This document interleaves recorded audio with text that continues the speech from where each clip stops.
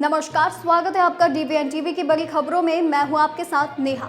आज हम इस बुलेटिन में जानेंगे क्या बेटी को उत्तराधिकारी बनाएंगे उत्तर कोरिया के तानाशाह किम जोंग। देखेंगे क्या देश में 2047 तक इस्लामिक हुकूमत लाने की है तैयारी। जानेंगे बीजेपी मुख्यालय में अब ड्यूटी पर तैनात क्यों होंगे मंत्री। बात करेंगे शेफाली जरीवाला को आए कार्डियक अरेस्ट की। और बुलेटिन के आखिर में देखेंगे ऑपरेशन सिंदूर में तबाह किए गए आतंकी लॉन्च पैड्स को फिर खड़ा कर रहे पाकिस्तान को।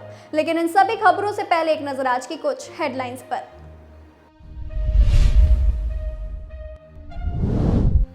दिल्ली के रोडवेज में 20 साल के युवक की हत्या, स्कूटी टच होने पर चाकू से गोदकर बेरहमी से हुआ कत्ल। पाकिस्तान के खैबर पख्तूनख्वा में बड़ा हमला, आत्मघाती हमलावर ने ली 13 सैनिकों की जान। प्रदूषण के खिलाफ रेखा सरकार का नया एक्शन प्लान तैयार। दिल्ली में 15 साल पुरानी सीएनजी गाड़ियों पर फिलहाल नहीं चलेगा डंडा। बिहार में डार्क वेब के जरिए फ्रॉड करता था गैंग। लाखों की नकदी, सैकड़ों पासबुक और नोट गिनने वाली मशीन बरामद। ठाणे पुलिस का बड़ा एक्शन, फ्लैट से बरामद किया 2 करोड़ 12 लाख रुपए मूल्य का ड्रग। बिहार के रक्सौल रेलवे स्टेशन पर आवारा पशुओं का आतंक, यात्री बेहाल। गुजरात में हाईवे पर बड़ा हादसा, ट्रक और टेम्पो की टक्कर के बाद लगी आग, चालक की जलकर मौत। इटावा में कथावाचक कांड के बाद बवाल, पथराव में 19 उपद्रवी गिरफ्तार, पुलिस और परिजनों में हुआ टकराव।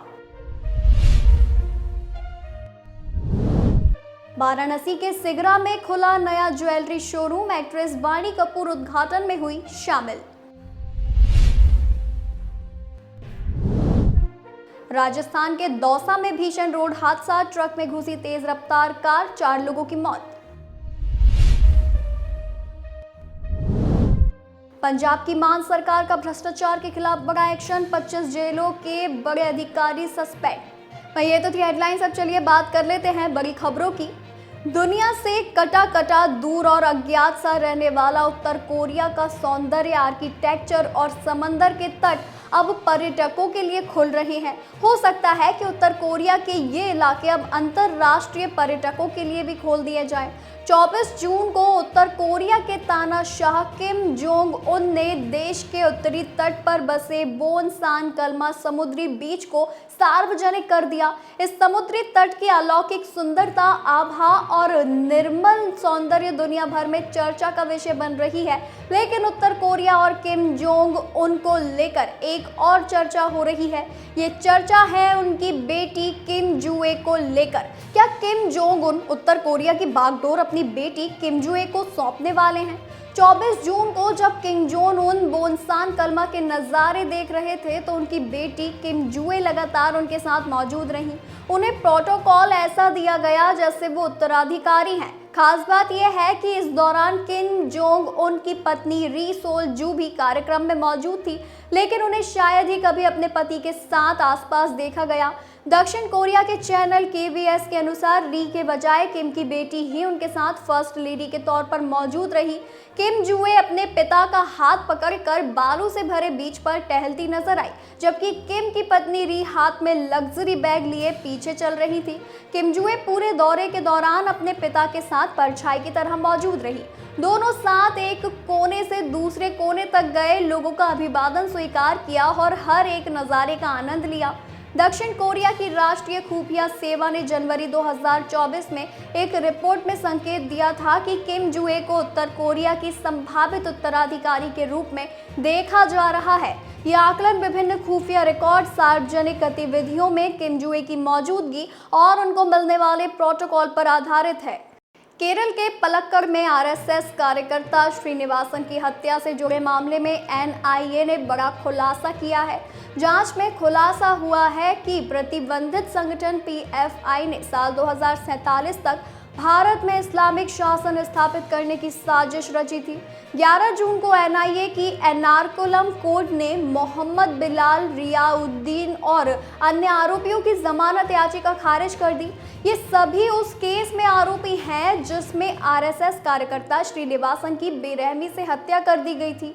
एनआईए ने कोर्ट में कहा कि पीएफआई यानी कि पॉपुलर फ्रंट ऑफ इंडिया, जो कि अब एक प्रतिबंधित संगठन है, उसके सदस्य और पदाधिकारी पिछले कई सालों से एक बड़ी साजिश में जुटे थे।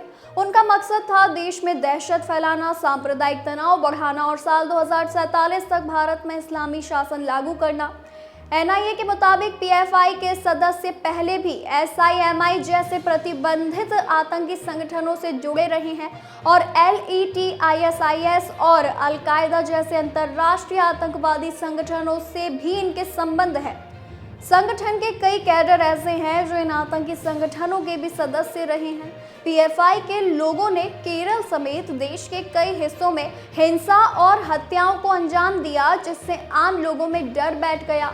एनआईए का दावा है कि पीएफआई न सिर्फ आतंक फैलाने की कोशिश कर रहा था, बल्कि देश के संविधान और लोकतांत्रिक को खत्म कर एक नया इस्लामिक संविधान लागू करने की योजना भी बना रहा था।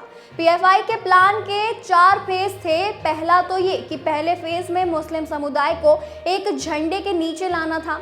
दूसरा था एसडीपीआई नाम की राजनीतिक पार्टी के जरिए दलितों, पिछड़ों और अल्पसंख्यकों को जोड़कर चुनाव जीतना। तीसरा था उसके बाद समाज में फूट डालकर धीरे धीरे सत्ता में घुसपैठ करना।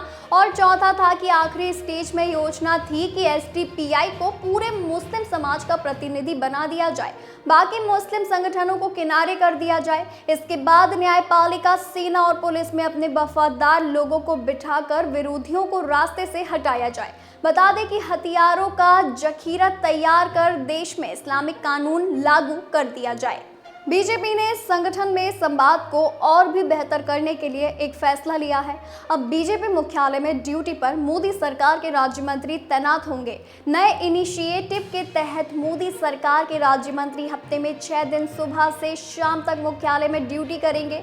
सोमवार से शनिवार प्रत्येक दिन सुबह 11 बजे से शाम 5 बजे तक मोदी सरकार के राज्य मंत्रियों की बीजेपी मुख्यालय में ड्यूटी लगाई गई है। सभी केंद्रीय राज्य मंत्री और पार्टी के नेताओं और कार्यकर्ताओं के साथ मिलकर काम करेंगे। संगठन और सरकार के बीच बेहतर तालमेल और बीजेपी कार्यकर्ताओं की सुनवाई का जिम्मा इन सभी राज्य मंत्रियों के जिम्मे होगा। केंद्र सरकार के ये मंत्री बीजेपी संगठन चुनाव और राज्यों के प्रभार में पार्टी पदाधिकारियों की व्यस्तता की भरपाई भी करेंगे। आज 28 जून को महिला और बाल विकास राज्य मंत्री सावित्री ठाकुर बीजेपी मुख्यालय में दिन भर बैठेंगी। 30 जून को रक्षा राज्य मंत्री संजय सेठ बीजेपी मुख्यालय में होंगे। 1 जुलाई को रोड परिवहन राज्य मंत्री हर्ष मल्होत्रा होंगे। 2 जुलाई को जनजातीय राज्य मंत्री दुर्गादास उइके होंगे। 3 जुलाई को सूचना प्रसारण राज्य मंत्री एल मुरुगन ड्यूटी करेंगे। तो वहीं 4 जुलाई को कोऑपरेटिव राज्य मंत्री कृष्णा पाल गुर्जर बीजेपी मुख्यालय में ड्यूटी पर तैनात होंगे। बीजेपी ने संगठन और सरकार के बीच कोऑर्डिनेशन को और अधिक मजबूत करने के लिए एक नई रणनीतिक पहल की शुरुआत की है। बता दें कि इसके तहत ही पार्टी ने अब ये कदम उठाया है। अब इस दौरान मंत्री पार्टी कार्यकर्ताओं से मुलाकात कर उनकी समस्याएं सुनेंगे और तत्काल समाधान करने की कोशिश करेंगे। एक्ट्रेस शेफाली जरीवाला के कार्डियक अरेस्ट से हुए निधन की खबर ने हर किसी को चौंका दिया है। वो सिर्फ 42 साल की थी और बेहद फिट थी। हालांकि उनकी मौत के कारण की अभी भी पुष्टि नहीं हुई है, लेकिन शुरुआती रिपोर्ट्स में दावा किया गया है कि उन्हें अचानक कार्डियक अरेस्ट आया था। अमेरिका के मेडिल सेंटर क्लीवलैंड क्लिनिक की ओर से एक रिपोर्ट के अनुसार अचानक कार्डियक अरेस्ट एक इमरजेंसी कंडीशन होती है जिसमें दिल अचानक धड़कना बंद कर देता है। कार्डियक अरेस्ट केवल बुजुर्गों को नहीं बल्कि किसी भी उम्र के व्यक्ति को आ सकता है। हालांकि 30 से कम उम्र के व्यक्ति में कार्डियक अरेस्ट होने की संभावना कम होती है, लेकिन पिछले कुछ समय से हमारे सामने ऐसी कई खबरें सामने आई हैं जिनमें भारत में बच्चों में भी सडन कार्डियक अरेस्ट देखा गया। अगर किसी की फैमिली हिस्ट्री में ये कंडीशन रही है तो ऐसे लोगों में इसका खतरा ज्यादा होता है। ये हृदय रोग से पीड़ित लोगों को भी होने का रिस्क ज्यादा होता है। बता दें कि कार्डियक अरेस्ट टेस्ट आने से पहले शरीर अक्सर हल्के संकेत देता है, जिनमें समय रहते समझ लेने पर मरीज की जान बच सकती है। एक हालिया रिपोर्ट में 5 साल की उम्र के बच्चों में भी कार्डियक अरेस्ट जैसी गंभीर समस्या देखी गई है, जो हार्ट डिसीज के प्रति सभी लोगों को अलर्ट करती है। अमेरिका के जर्नल में प्रकाशित 2017 के एक अध्ययन के अनुसार हार्ट डिसीज अमेरिका में महिलाओं में मौत का प्रमुख कारण है, जो सभी आयु वर्गों की महिलाओं को प्रभावित करता है। भारत में भी महिलाओं की मौतों की बड़ी वजहों में हृदय रोग शामिल है। हार्ट अटैक तब होता है जब हृदय के किसी हिस्से में ब्लड फ्लो यानी रक्त का प्रवाह अवरुद्ध हो जाता है। इसका मतलब है कि हृदय की मांसपेशियों को पर्याप्त ऑक्सीजन नहीं मिल पाती, जिससे हृदय का कोई हिस्सा क्षतिग्रस्त हो सकता है या व्यक्ति अपनी जान भी गंवा सकता है।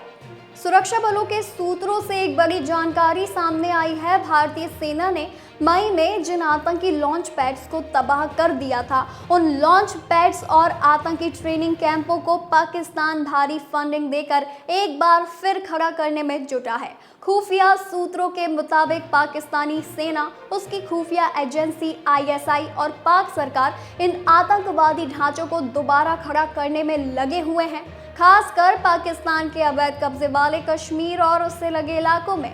खुफिया एजेंसियों के सूत्रों के मुताबिक पाकिस्तान के आतंकी संगठन और ISI LOC के पास घने जंगलों में हाई टेक और छोटे छोटे आतंकी कैंप बनाने की कोशिश कर रहे हैं, ताकि वे निगरानी और हमलों से बच सके।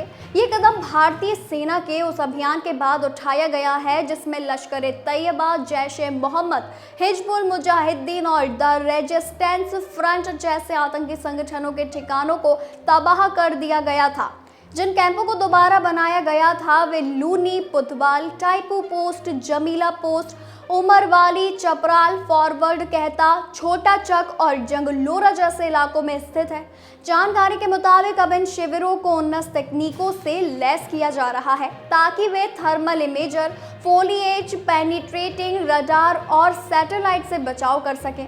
वहीं पाक सेना और ISI POK में मौजूद 13 लॉन्चिंग पैड्स को दोबारा से रीडेवलप कर रही है। खुफिया एजेंसियों के सूत्रों ने बताया कि ISI अंतर्राष्ट्रीय सीमा के पार 4 लॉन्च पैड रीडेवलप कर रही है। ये लॉन्च पैड मैसरूर बड़ा भाई, चपराल, लूनी और शकरगढ़ में मौजूद ड्रोन सेंटर है। सूत्रों का कहना है कि ISI ने बड़े कैंपों को छोटे छोटे कैंपों में विभाजित करने की रणनीति अपनाई है, ताकि किसी एक स्थान पर ज्यादा आतंकियों की मौजूदगी ना हो और अगर हमला हो तो नुकसान भी सीमित रहे।